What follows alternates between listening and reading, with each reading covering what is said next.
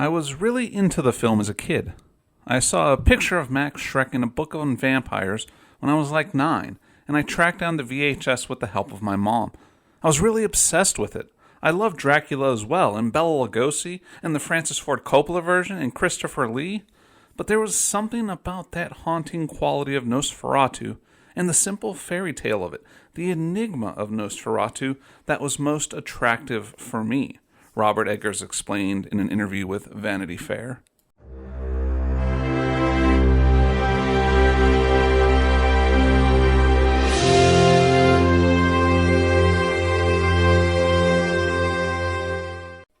Hello everyone, and welcome back to the new season and the new release movie review department of the Golden Silent Films podcast. We will endeavor our best to channel our inner Jay Sherman and tell you this film stinks. Just kidding, this movie ruled and, dare I say, sucked in the most vampiric way possible. Before we sink our teeth into the newest chapter in the cinematic afterlife of Count Orlok, let's talk a little bit about the Golden Silent Films podcast social media outlets. As usual, head on over to Golden Silence Cast on Instagram for up-to-date info on this little show. And for all of you folks on Blue Sky, just follow at Golden Silence Cast or search for Golden Silence Cast, and we blue sky right to you. It's a new venture for us here, and we look forward to seeing you all there. So far, we are having a lot of fun and meeting a lot of cool folks on Blue Sky. It's been really awesome and invigorating, and really has been a refreshing social media experience for us. All of these screen names and sites will be in the episode description in case you are interested in checking us out. We would love to have you creeping along with us. At those social spaces, you'll get behind-the-scenes pics and info, upcoming episode reveals, and other fun film-related materials, and cool photos of our official, non-blood-sucking podcasts, Soda and Gizmo. Also, if you're listening to this program on Spotify, Apple Podcast, YouTube, or Amazon Music, please leave comments, reviews, ratings, or all of those. Our show has been around for 5 years now, and we have collected just a mere 15 reviews on iTunes. We would love to see our numbers keep growing, and you awesome silent film fans out there can make it happen. All of those ratings and reviews help greatly. Live your best review leaving life and help our show grow a little bit and reach those fellow silent film fans all over the world. Dropping those reviews gives us more exposure in the world of podcasts and also lets us know how we can improve. As always, we are grateful for every piece of feedback we get and always want to bring you the best show humanly possible. And please subscribe to the Golden Silent Films podcast. While our output can be a bit sketchy and irregular, if you are subscribed, you will never have to be scared of missing a moment or an episode that drops at any time. It will go straight to your listening device of choice where, hopefully, you can enjoy it. We are starting our 5th season right here with this episode and don't want you to miss a second of the action. And for you folks on YouTube, you know the magic words: like, comment, subscribe, and hit that bell for notifications. Now, this is a film we here at the home office have had circled on our calendar for quite a while now. If you're a regular listener to the podcast, you are fully aware of how invested we are into the blood-sucking intellectual property that is Nosferatu and vampires in general. If you're a new listener catching our show for the first time, we are incredibly invested into blood-sucking intellectual property that is Nosferatu and vampires in general. We have covered so many aspects of that legendary Murnau film, its remakes, its connections to the literary source material. If you're into vampire lore and films, we have so many episodes in our back catalog just waiting for you to sink your teeth into. So, take that obsession with Count Orlok and mix in the directing and vision of my favorite filmmaker of the last handful of years, Robert Eggers. He is an amazing talent that never ceases to amaze us. No movie of his has ever just been a one-and-done viewing for us here at the office. Whenever we watch an Eggers film, it always burrows its way into our brains, leading to rewatches and deeper examinations of his work. Now, it was a few years ago that I first watched his 2015 film, The Witch, and wasn't really quite sure what to make of it. Did I like it? Did I hate it? The only thing I was positive about was that it was something special, something different, something worth giving a second chance. So not long after that initial viewing, I was compelled to watch it again. I had to figure out how I truly felt about it. I mean, it was with that second go that it really finally clicked. I loved it and found it so incredibly interesting from a narrative and visual sense. And ever since then, really, it's been a repeat view for me, always catching new and fascinating things with each rewatch I do. Now, that was followed up by some real, in my eyes, classics. From 2019's The Lighthouse to 2022's The Northman, this dude can direct. And to hear he was tackling my favorite silent film, I thought, hot damn, and followed each morsel of news with great interest. It was only a matter of time until December 25th, 2024, and the return of the legendary yet deadly Count Orlok. Or, in our case, Saturday, December 28th, 2024. And Thursday, January 2nd, 2025. Since it's a rare occurrence for a Nosferatu remake to be made, we thought we would give the moment the fanfare it deserves and give you our first impressions of this new release. With our normal episode structure, we don't always go in-depth with our feelings on the film. Reviewing a film fully is not something we're especially competent at, not our area of expertise. But that is one of the reasons that we rely on the reviews and the critiques of those more knowledgeable in the matters than us, whether it's source material of the time or more recent lookbacks. But this is a new year and a new stew, so we are going to try our first major foray into film evaluation. Now, rolling into the theater both times, my heart was full seeing how packed it was. To see near sellouts for something so near and dear to my heart was really cool. How many of these folks are diehard film nerds infatuated with the original like we are? That's tough to say, but regardless, the full showings were really cool to see. Like we mentioned earlier, this was going to be a shorter episode focusing on our initial impressions of the film. There's not going to be the bells and whistles of the traditional episode. No biographies or pre-production stories this time around. Just raw initial thoughts committed to podcast form shortly after walking out of the theater. Surely at a later date, probably when the home video version comes out, we will give the full deep dive treatment to Robert Eggers' Nosferatu, but for now, let's just talk about it. Friends chatting about vampires, like you often do. So first, let's talk about the elephant in the room. With a movie called Nosferatu, the discussion should start with Count Orlok himself, the titular Nosferatu, a character that I feel is the most polarizing piece of the film. Eggers definitely took his own road with this Orlok, from appearance to personality, and that really caught me by surprise. I was not expecting Orlok to be rocking a mustache. Through previous iterations, Orlok has been more subdued, passive, and creepy. His features always suggested a frail bat or rat, just in human form. Werner Herzog stuck very close to Murnau's vision when making the design for Klaus Kinski in the 1979 version. That visage has been burned into the public consciousness for over 100 years now. Needless to say, I was incredibly surprised to see the direction Robert Eggers took in bringing his Orlok to life. I knew the performance would be top-notch with Bill Skarsgård under the makeup, but I was not expecting what we got, not even close. Being so invested in this film, I tried to avoid trailers, spoilers, and other info at all costs. One of the benefits of that self-imposed gag order was being caught totally off guard in this aspect. Now, character and personality-wise, this Orlok cuts an imposing figure. He was authoritative and commanding. He was an incredibly powerful figure as opposed to the frail and eccentric Count Orlok we've been accustomed to. It definitely took a little getting used to. Just the way he ordered Hutter to address him as Lord was a little shocking to my sensibilities. About that voice, too.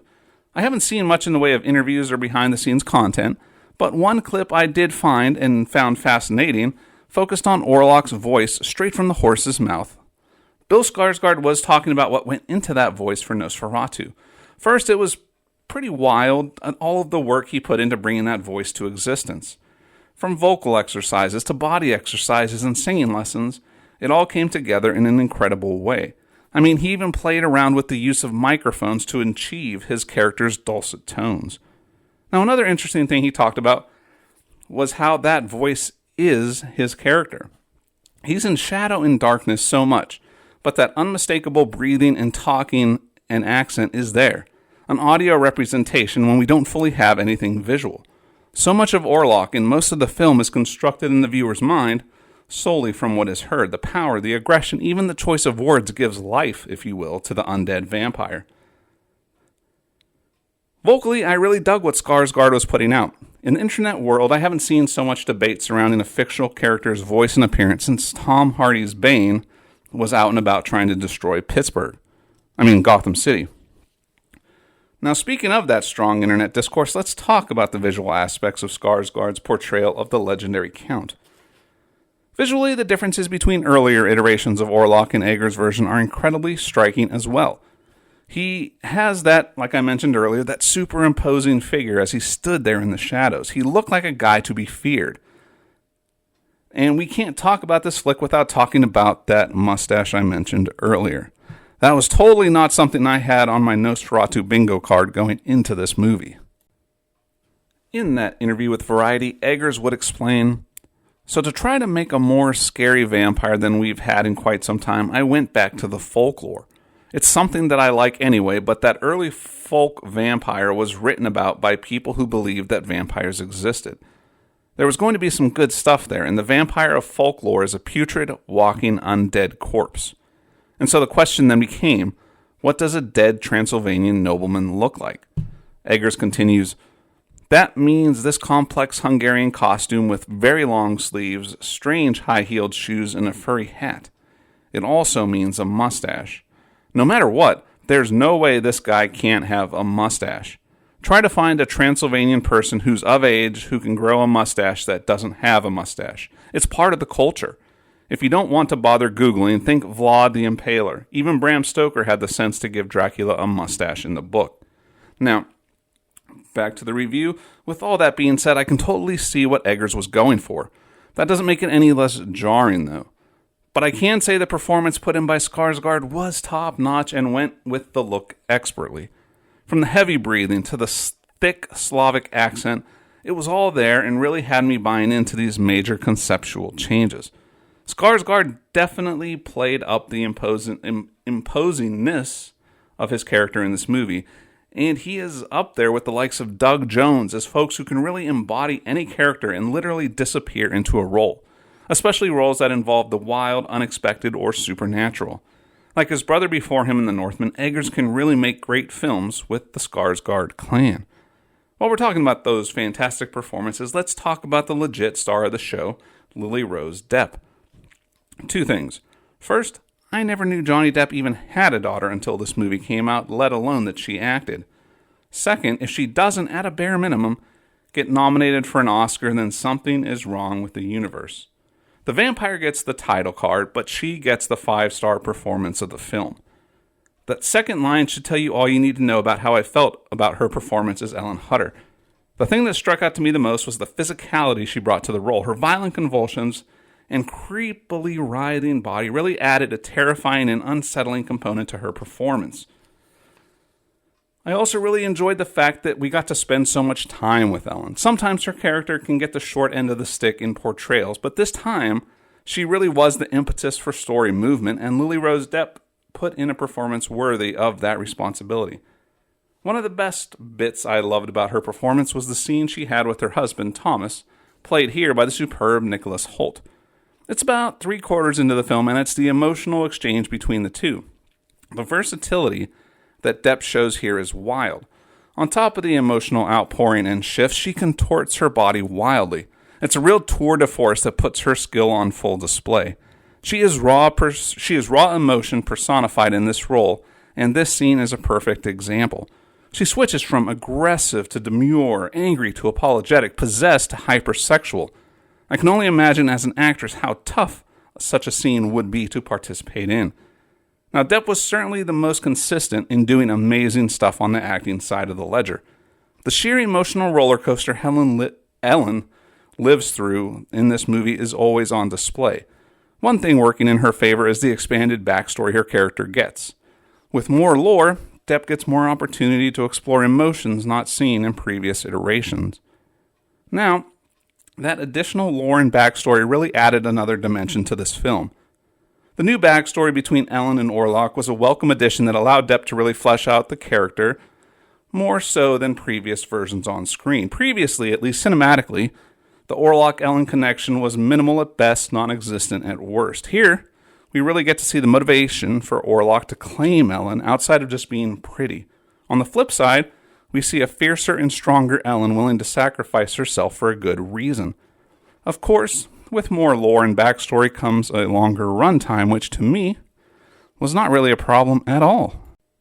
So from the sublime to the less sublime, we turn our attention to Aaron Taylor Johnson. Let me preface this by saying we here at the podcast home office love the ATJ. All the way back to Kick-Ass, we dug this dude's skills on the screen. Heck, we even thought he was solid in Craven, despite all the negativities and internet junk surrounding that film. Yes, we actually saw Craven the Hunter and actually thought Taylor Johnson was pretty effective in doing what was asked of him in a fairly wonky film. He was a great action hero in a movie that shouldn't have been about an upstanding action hero. Long story short, we think Aaron Taylor Johnson is the real deal.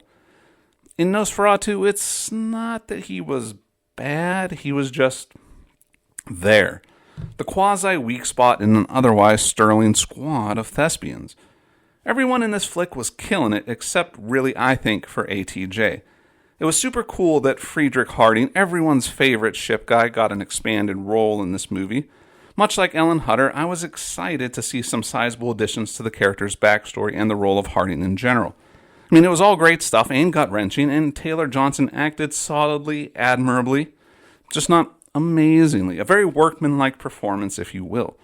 Now, Aaron Taylor Johnson does have a fantastic head of hair in this flick. I've always been quite jealous of great heads of hair, so they really do stand out when they appear. And ATJ has great locks here, in Craven, and generally any other film he appears in. In Nosferatu, he sports a great cut and style, and if I were as handsome as him with such great hair, I'd totally rock that 1800s do with mutton chops right now. So it's not all doom and gloom with young Aaron.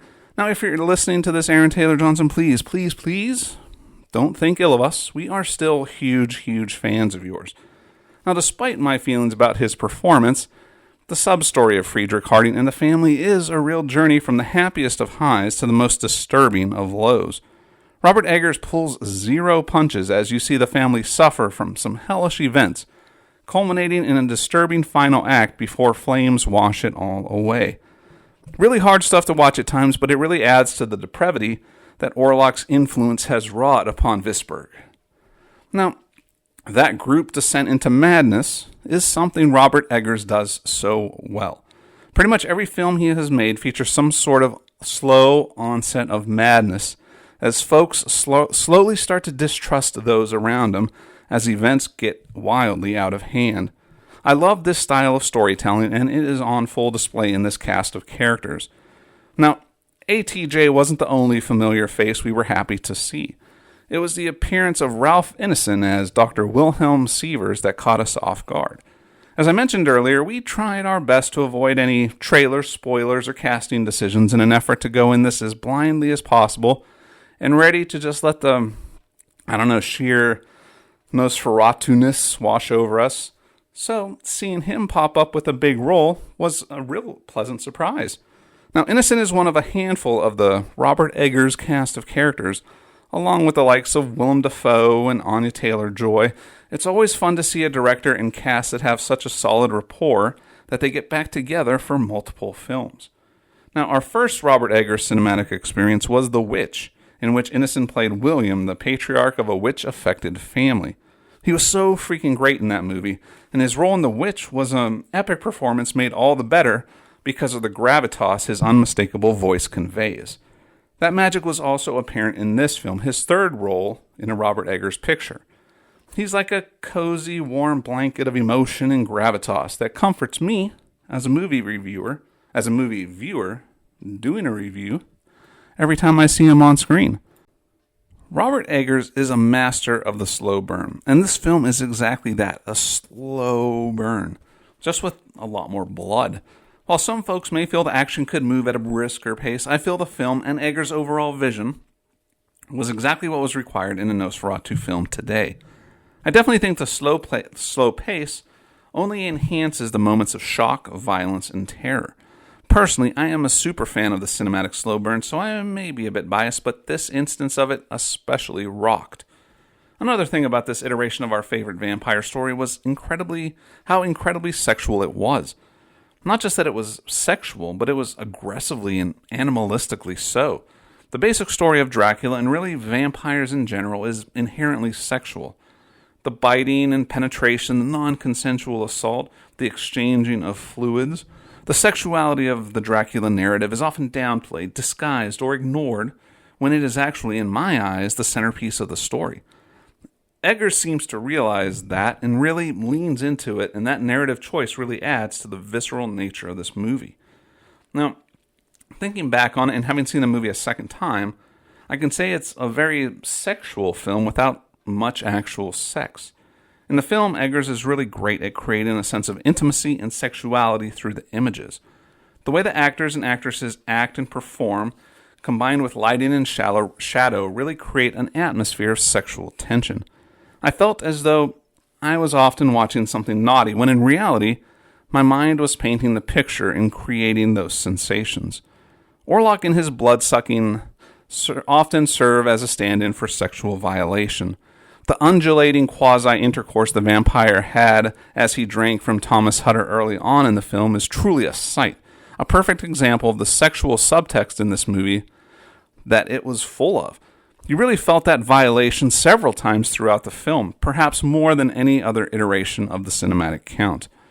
Now, when characters in the film do have relations, it's really powerful for different reasons.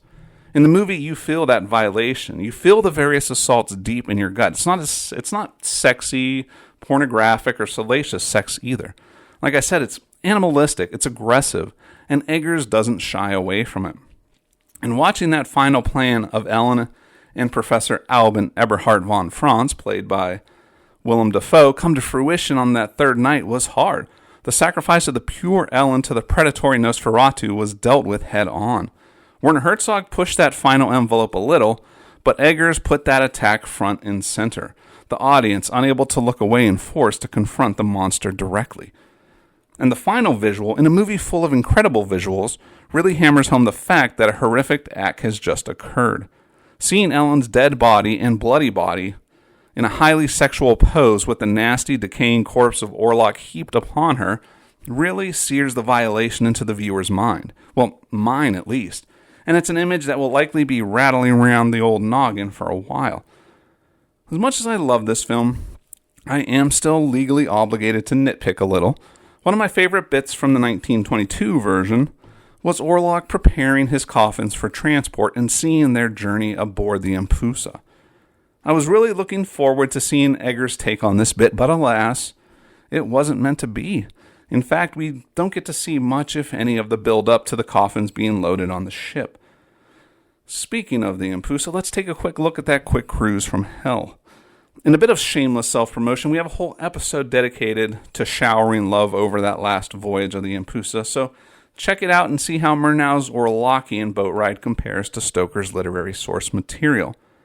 While we didn't get a ton of boat action in Robert Eggers' Nosferatu, what we did get was very on brand for an Orlok ocean adventure. We get the deaths, we get the fear, and we get that violence associated with the most famous of boats. Eggers is masterful at pulling out the most emotion and general uneasiness from a relatively short sequence. Now, I prefer the full Captain's Log experience, but for this movie, it makes more sense to cut some of that Empusa action. Now, this movie, like all Robert Eggers' pictures, was beautiful, gorgeous, an absolute stunning visual endeavor. Every cinematic iteration of Nosferatu has provided audiences with some of the most spectacular visuals in moviedom. And Robert Eggers was more than up to the task to fire that up for this one. Every visual was amazing and worthy of being pause screen wall art, as we like to say here on the podcast. It is all incredibly powerful, and I always respect and love the attention to detail that Robert Eggers puts into every film. I look forward to seeing it again on home video, where I can pause and really dive into all the small but incredibly important minutiae. Since we are on the topic of production design and its visual impact, let's talk about the IMAX version of the film and how it took Eggers' vision and cranked it up a notch or two. When the release date of the film was announced, I eagerly anticipated seeing it in IMAX. I always want to check out films I am super excited about in the best form possible. Unfortunately, though, no theaters around Pittsburgh made that an easy task.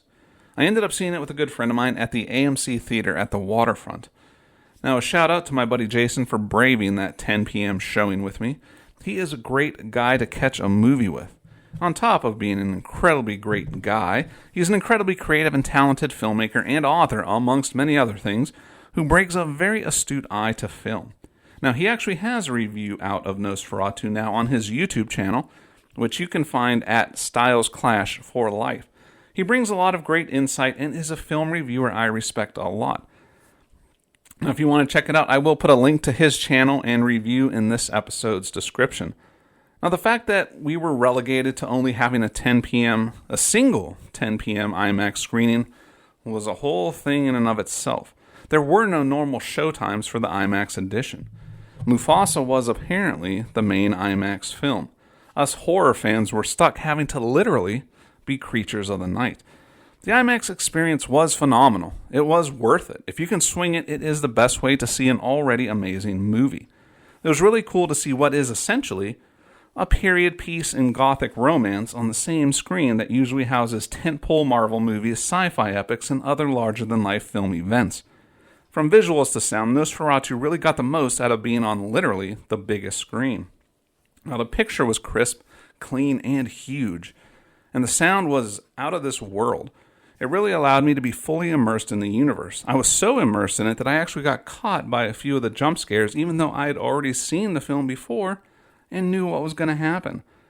Sometimes IMAX can be unnecessary, or even a cash grab, but for Robert Eggers and company, it was really a special experience. Now, did Nosferatu really need to be remade? One could safely argue that it doesn't. The original Murnau, Galeen, and Albin Grau production is the gold standard classic. No question about it. But Nosferatu as a concept and story idea is really evergreen, and I love seeing it through the lens of other creative filmmakers.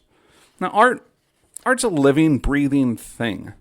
It is something to be celebrated, to be experienced, not locked in a glass case for all eternity, on display collecting dust only for a select few allowed to interact with it. A movie is a visual story, the director a storyteller. Since the beginning of time, oral traditions have been passed down, each telling similar stories, but through the lens of the storyteller. These tales didn't stop because Caveman Jimmy told the definitive version that one time. They continued on, and we, the later generations, benefited. Now, Bram Stoker's novel is a legitimate literary all-timer, and so is Murnau's film. The Prana Film Company gang, for various reasons, added their own touches and creative flair to the mythos of the vampire and Dracula more specifically. They took the original Stoker narrative and funneled it through their collective visions and experiences and produced one of the greatest films ever made. Werner Herzog took both properties and made another incredible film that paid homage to its predecessors while still maintaining a very Herzogian vibe. Aside from the storyline skeleton, it is a filmmaker's job to imbue that story with their own vision, their history, their life experiences, and make the changes and additions they feel compelled artistically to make. Now, don't think I'm always a bubblegum and roses when it comes to reviewing. See our Aaron Taylor Johnson section earlier. But this film falls squarely into my wheelhouse. What is slow and boring to some is a thrilling, edge-of-my-seat slow burn to me. What is a strange-looking Nosferatu to others is a fascinating creative choice with logical backing for me. I will never be against an artist taking a risk or making their version of a classic. I actively actually look forward to seeing how they build a familiar story and mold it to their vision. It's a super cool process that sometimes works and, to be honest, sometimes doesn't. A lot of times it actually doesn't. And it's not always about being the shiny or, in this case, the bloody new thing. It's bringing classic works to new audiences so that original can rise from the dead like our buddy Orlok. So, with that in mind, it is only appropriate for future visionary filmmakers like Herzog and now Eggers to add their personal touch to the story of Count Orlok. And at the end of the day, anything that keeps Nosferatu in the public consciousness is great. And people who would never have otherwise watched the original go back and fall in love with Shrek and Company as a result of this release, well, that's a huge win also. So on that note, with our initial impressions of Nosferatu out in the universe, we want to thank you for spending your valuable movie podcast listening time with us as we follow the Hutters, Orlok, and their various wacky shenanigans. It's been super fun looking at the continued evolution of my favorite cinematic monster. Did you enjoy this remake as much as we did? What are your favorite cinematic adaptations of Graf Orlok? Have you ever sold land to a shady Transylvanian fellow with a predilection for blood? Tell us your story. Let us know all that and more at the various social media spots of the Golden Silent Films podcast. On that note, if you have forgotten, we are on Instagram, Blue Sky, and Twitter.